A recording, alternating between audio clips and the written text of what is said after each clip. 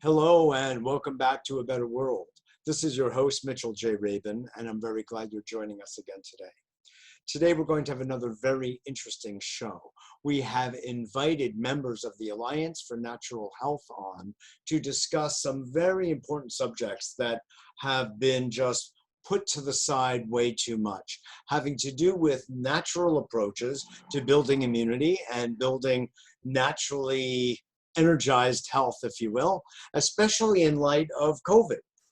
This is taking the world by storm, and there are no vaccines and there are no real drugs. And there are many of us who really don't really care that much about that. We believe in natural approaches and relying on nature for our own health and our own immune strength. So that will be the subject of today, as well as looking at another very important and related subject, which is the marginalization, you could say the shrinking of the science about natural remedies for building immune function that are in some of our national archives. And it's something that we really have to take a look at because, well, for obvious reasons. So joining us today is Robert Verkerk, who has been a guest as well on the show. He's an internationally acclaimed scientist with over 25 years in the field of agricultural and healthcare sustainability. He has worked in academia, industry, and in the nonprofit sector. Dr. Verkerk has worked also in Africa, Asia, Australia, and the Americas, as well as, of course, Europe. After leaving Imperial College London in 2002, he founded the Alliance for Natural Health, which he has headed up ever since. His background as a scientist, campaigner, and visionary hold him in good stead for his dual role as executive and scientific director of the Alliance for Natural Health, as well as its regional European office. Melanie Aldridge has been immersed in the field of complementary medicine for over 27 years as a practitioner, a university lecturer, and as executive coordinator of the Alliance for Natural Health and International. She has been very instrumental in helping to dialogue with government regulators and others about changing policy as well as legislation in respect to healthcare, holistically oriented healthcare by and large, for Europe especially. We are also joined this time by Tim Rime, who's the Director of Marketing and Communications for the Alliance for Natural Health USA. Tim has had over 20 years experience in creative storytelling for both corporate and nonprofit organizations. Tim is an entrepreneur, a novelist, a marathoner, an avid reader, and a golf enthusiast. I don't know if that means he plays it or just watches it enthusiastically, but we might find out. He believes that individual lives matter and that we all have the potential to be a force for positive change in the world. So I am so pleased to have you all on today on A Better World, and to have a moment to talk about these things that are so important to us. Rob, if you wouldn't mind to kind of kick it off, you know, we all here know that there has been extensive research into the use, for instance, of vitamin C, vitamin D, zinc, selenium, astragalus, echinacea, and on the list goes, especially emphasis on vitamin C for the past 50 some odd years. I mean, after all, Dr. Linus Pauling won the Nobel Prize for his groundbreaking research in this. It's the basis of orthomolecular medicine that has helped so many people worldwide with healing of any number of different ailments. So what's going on? Why has this not been in the media? I know here at A Better World, I've been doing everything I possibly can to get it introduced, to stimulate that kind of dialogue, but there's a shutout, there's a blackout. What have you found and what are you doing about it? You know, Mitchell, great to be on the program again. Sure. Two basic concepts drive what's happening with the marginalization of natural health. One is business, economics. Essentially, the model that runs the healthcare system is based around patented medicines. The trouble with nature is you can't patent it unless you start altering the molecules. So 75% of the armory as used by the pharmaceutical industry originates from plants. And yet, in order to get the patent, you need to modify it. You also need to take it out of its natural context, its natural matrix. So you start seeing this dysfunction, the development of huge amounts of side effects. So at one level, that's why there is exclusion. And in order to make that work, you need prejudice.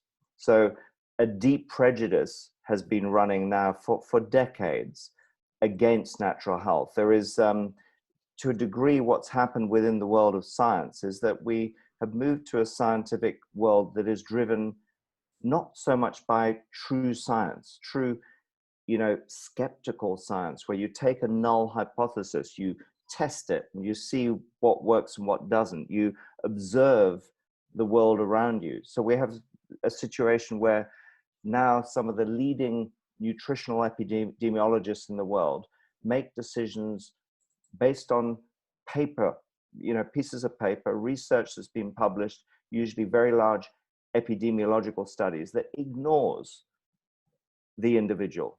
And in fact, we've just, I've been part of a big international conference that was going to be in Switzerland, and it's been virtual yesterday, that where there is agreement that epidemiology that has driven dietary guidelines in the US, in Europe, around the world, based on epidemiology, does not cater for the individual. So you come up with this sort of average diet that, take a plate of spaghetti bolognese. You'll know all about it in New York with the Italian community there. Of course. There's no two people who will react the same way to that spaghetti bolognese. If you have just finished a marathon like Tim, and you need to replete that glycogen that you've just burnt off, it may be the best thing you can put in it. If you don't cook the spaghetti very much, you eat it al dente as you might in Rome, it has a very low glycemic index. If you overcook that spaghetti, it's like putting sugar into the bloodstream. Surely. If you take the meat from grass-fed beef, it has an entirely different effect on the body compared with if you take it from industrially produced beef. If you put lots of sun-dried tomatoes that are very rich in lycopene, and you put lots of rosemary in it. So the point I'm making is that a spaghetti bolognese— You're making me hungry. Yeah. A spaghetti bolognese has dramatically different effects, partially because there's no two spaghetti bologneses that are the same. Secondly, each one of us is individual. We've got— We're bio-individual, genetics. is what you're saying. We are individual as well. So this creates this huge complexity. Surely. And it's the reason that nutrition never makes sense. You can never really get consensus on it. Sure. So people can't agree on it, and they choose to argue, and the public gets really confused. And when you look at studies on isolated nutrients, supplement studies, yes, that are particularly conducted by those that have very deep pockets, particularly pharmaceutical companies, there's been a history of studies on beta carotene, on vitamin E, even on vitamin D, that have not delivered the kind of results that people find when they go and see their integrative medicine practitioner, or they go into a health store and they buy products. So people keep coming back for more because they have really positive experiences, surely. But we don't yet have the science that matches up to that. Well, you've made a lot of very good points here. And I mean, one thing that's underlying what you're saying is this fundamental notion that none of us likes here, which is follow the money trail. And if you follow the money trail in the field of medicine and health in general, you find some pretty disturbing things, such as what you're also saying here, Rob, which is that there's what's called corporatized science, and it's not pure objective science, and we're all suffering. Melanie, I'm sure you're coming across that all the time as well in the work that you're doing for NIH. It's true, because we're always seeing profits over people, and I mean, our whole the whole corporatocracy has got to that point now, and I think natural medicine does not ring up the big bucks like the patented blockbuster drugs, and even though there aren't any more of those, that's why the next big return is going to be seen on vaccines. because obviously, you know, the pharmaceutical industry have been looking around everywhere for the next big blockbuster drugs, and there just aren't any in the pipeline. So you've got to look to an area of their industry where they're fully indemnified. So there can't be any legal lawsuits and everything. And it doesn't matter how many adverse reactions there's in indemnity. And they're all patented, and they're going to have big returns. So when we are trying to put forward the lowly vitamin C and vitamin D and the quercetin and the other things which we know are having a massive effect on people, there's no money to be made. And so, you know, that's great for the individual.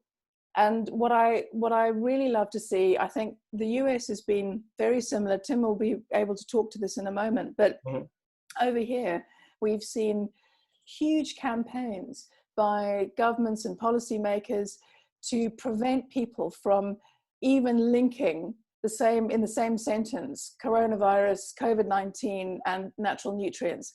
You cannot be seen to be exploiting, you know, I mean, they're trying to put it out like as exploitation for your own good if you're wanting to say that any of these nutrients will actually do anything for your health to either strengthen and make your immune system more resilient to cope with the infection, or even if you get it, to ameliorate some of the symptoms. And yet, what I am heartened to see is that despite all of these campaigns, sales of food supplements have gone through the roof in the UK and Europe, and I think in America the same.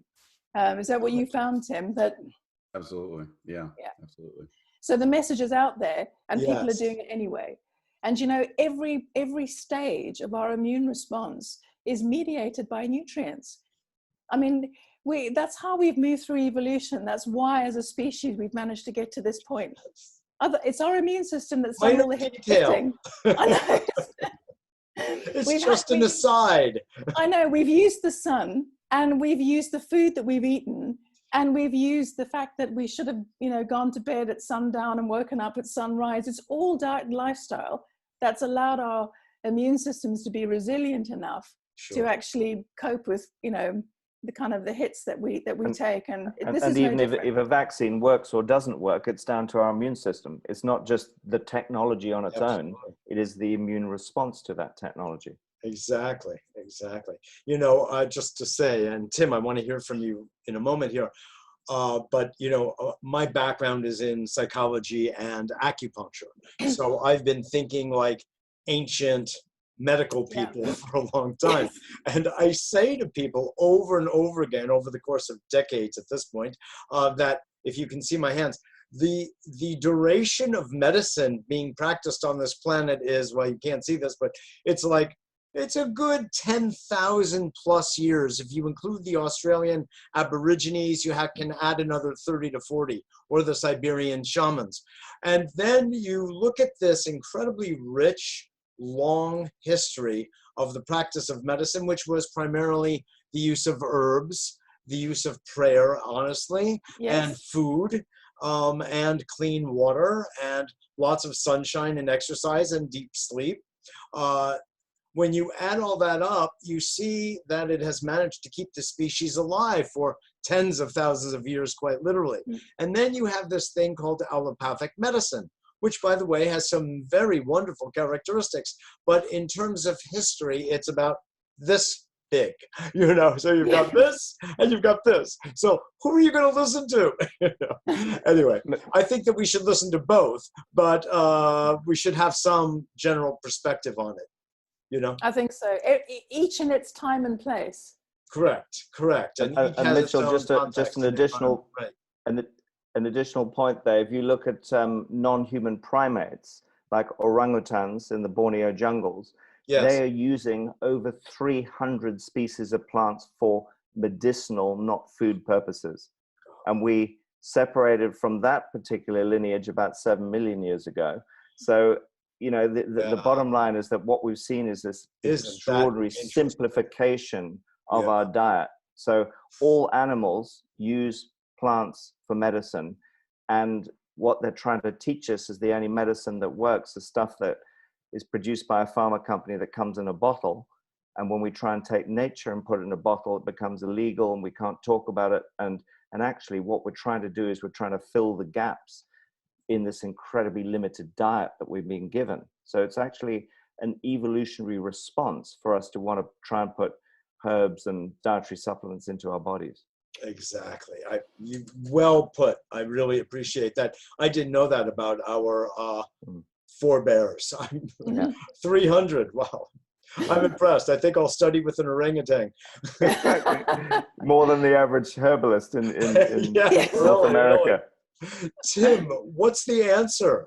You know, what do we do about this? I mean, you're in America, the land of the free, the home of the brave.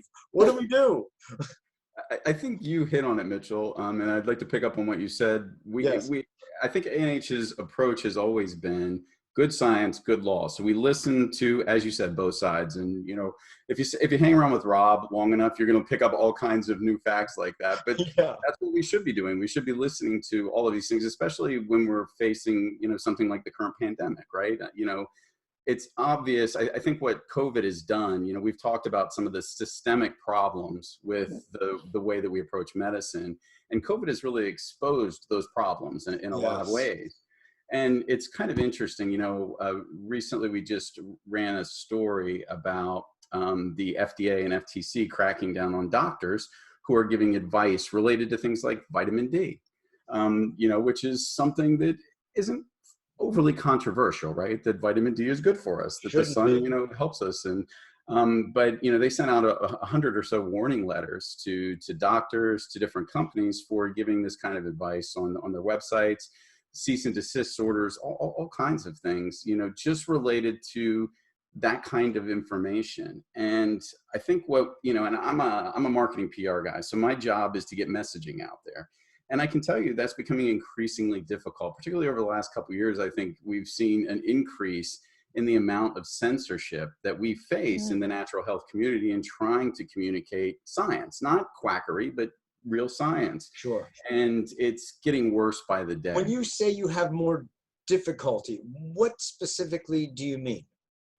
So for instance, you know, we live in an online world these days. And, you know, when you have platforms like Google and Facebook, all of the channels that we use in order to distribute information, you know, a couple of years ago, we saw some real significant changes. And I won't bore you with all of the analytics that I tend to dwell upon, but we saw significant reductions in things like website traffic and in terms of what we were posting on Facebook and how far I see. Posted, and even our ability to post it.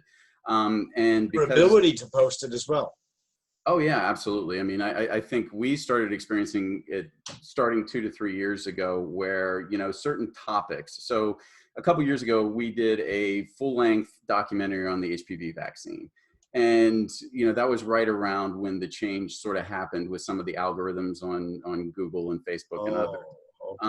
So, you know, I think we got 6 million people to watch this video, and, you know, 6 months later, all of a sudden this content started being suppressed, and we're seeing our numbers go down and down and down in terms of. And when you say suppressed, do you mean that your ranking in Google, for instance, was lowered so fewer people would take the time to look for it, or would not even know about it? This has been well documented. I mean, if you look at somebody like Joseph Mercola, so, you know, a year and a half ago or so, when Google changed, we'll talk about Google specifically, when Google changed their algorithm. Well, this is very important, I think, for people to know about how we're being played with in a way by what are supposed to be objective, you know, so it's basically a utility, you know. Absolutely. Yeah. You wouldn't want the electric company to decide they don't like your opinion and decide to dim your lights one night. You know, I mean, in a sense. That's a very good analogy. Yes. Right? Yeah, very good. Please finish your thought. I was just going to cite his example. So, you know, I think, you know, he ran a series of articles where he tracked his numbers, and he literally dropped something like 96 to 98%, somewhere in that range in terms of website traffic.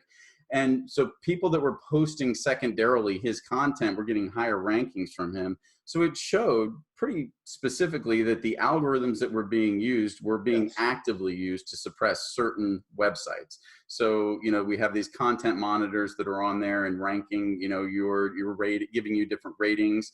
And those are subject to change. And, you know, we invest a lot of time and effort in building up followings, and suddenly the power of those followings is completely pulled out from under us. And, you know, it causes a real problem when you can't even communicate about, as you said, both sides of the equation. Yes, yes. Well, thank you for sharing that.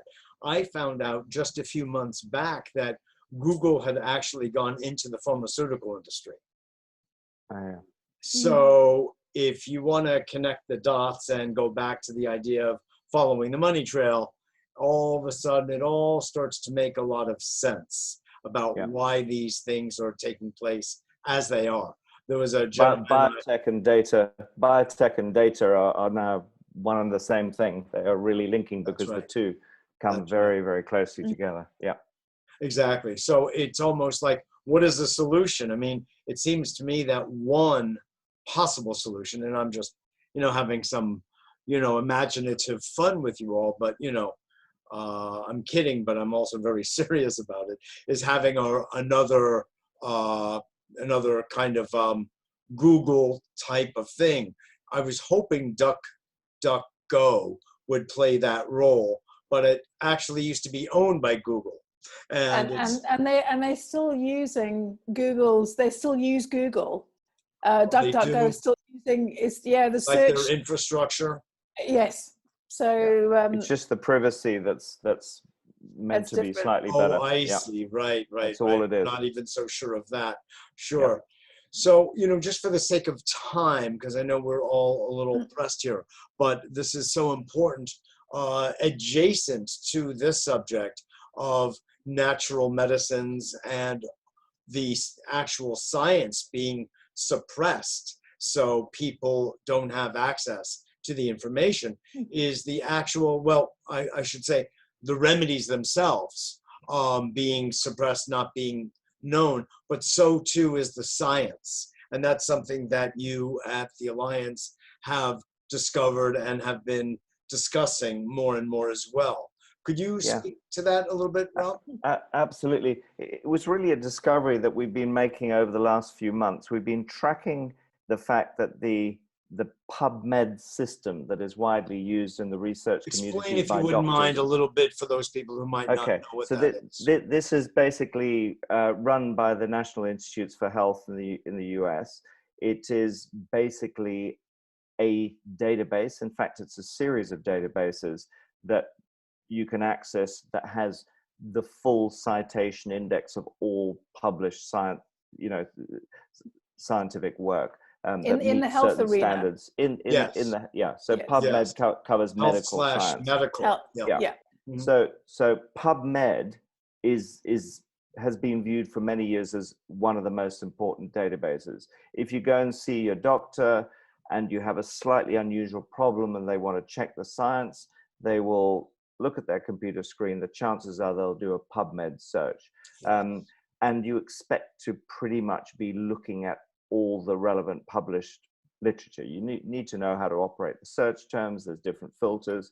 One of the things that PubMed said that they were going to do is basically on the 18th of May is change their front end. And so actually, as it was last November, December, there was a PubMed Labs version that was there. I used it a few times and I thought, this is a load of rubbish. Because I will often go on and I will know a whole bunch of papers that I expect to find, but maybe I'm looking to find another 20 or 30 papers.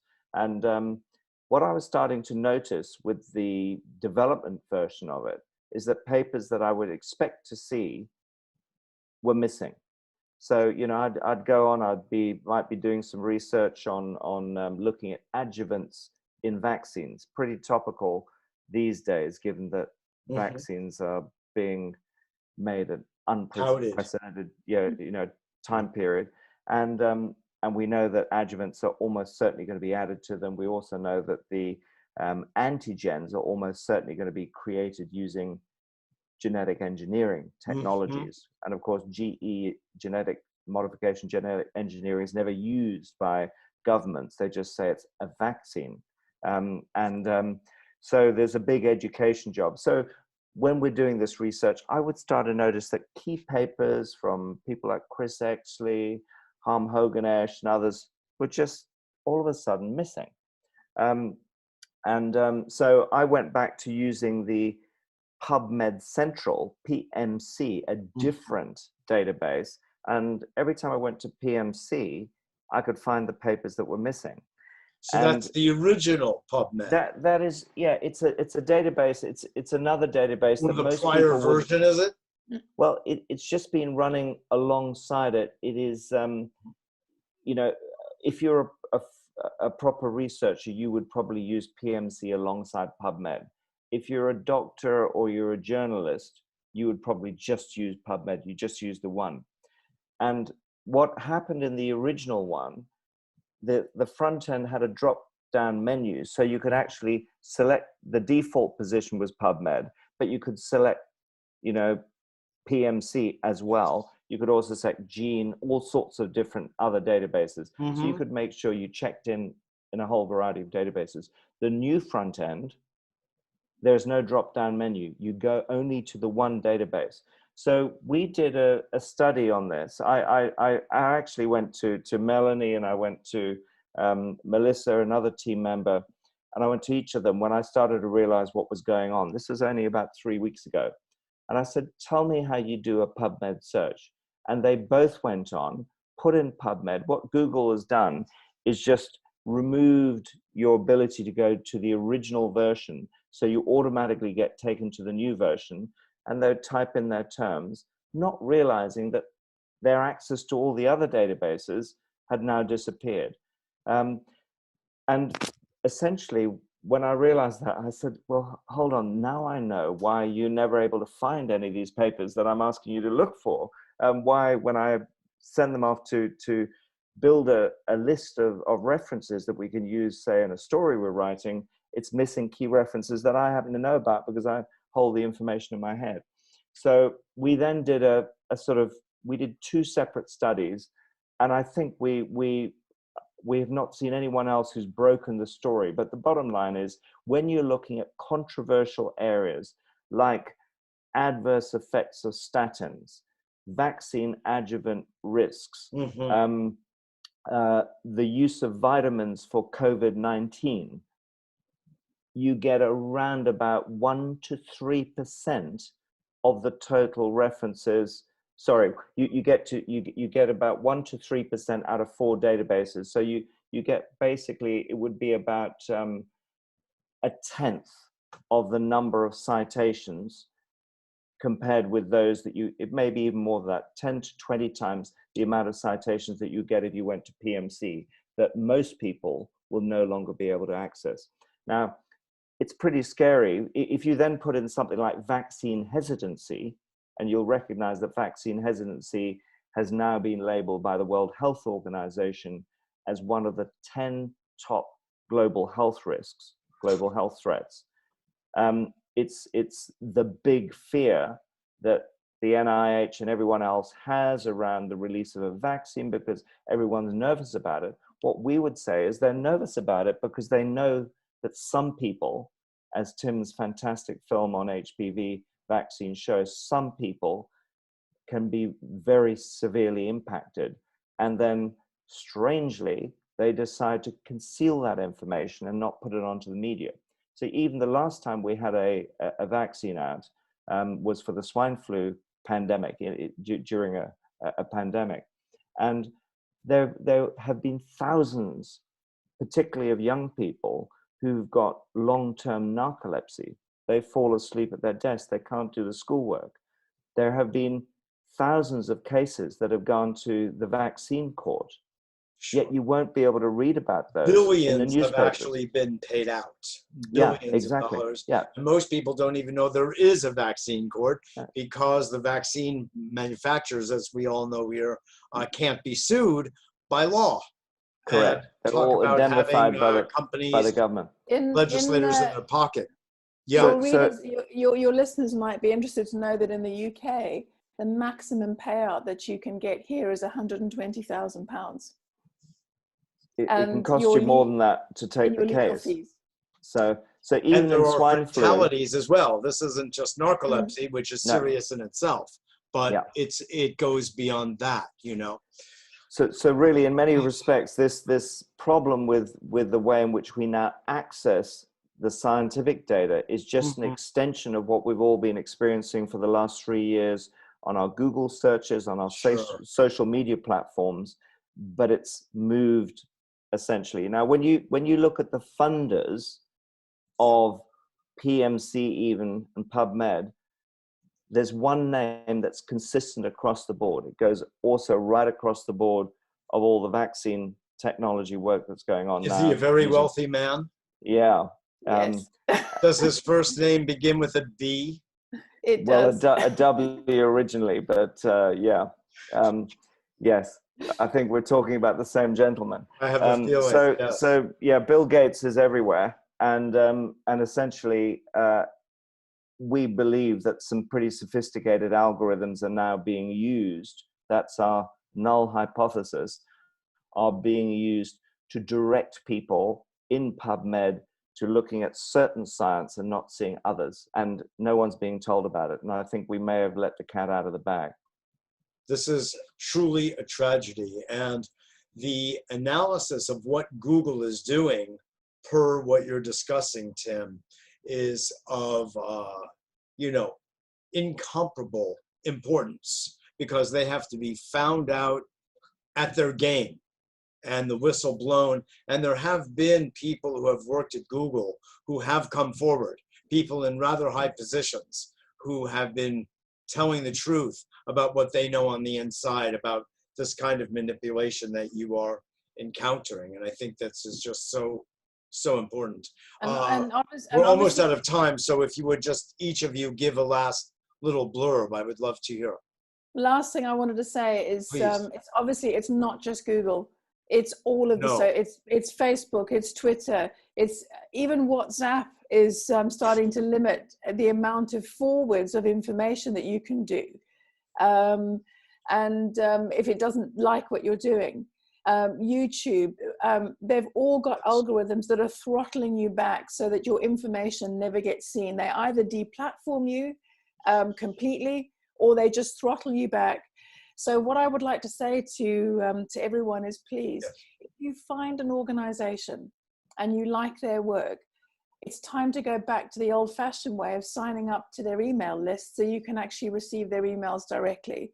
So we are anhinternational.org, or you have anhusa.org, and you can sign up to our emails and actually receive them into your inboxes, because you are more likely to get the information than you need, rather than relying on social media to feed it to you. No wonder I'm so overwhelmed with newsletters, but that's wonderful, Melanie. I appreciate that. For me, it's not old-fashioned unless I'm old. We'll leave that for another show. Tim, your final words for the moment, because we have to have you back on to continue this dialogue. Absolutely. I'll just pick up on what Melanie said. I mean, we have power. We live in a market society, so the market dictates. And this is what we've allowed to happen. We've allowed ourselves to reach this place. We can take the power back by decentralizing, by not relying on these kind of monopolized carriers. And I think we have to push and claw to get some of that power back by making sure that we're looking at alternatives to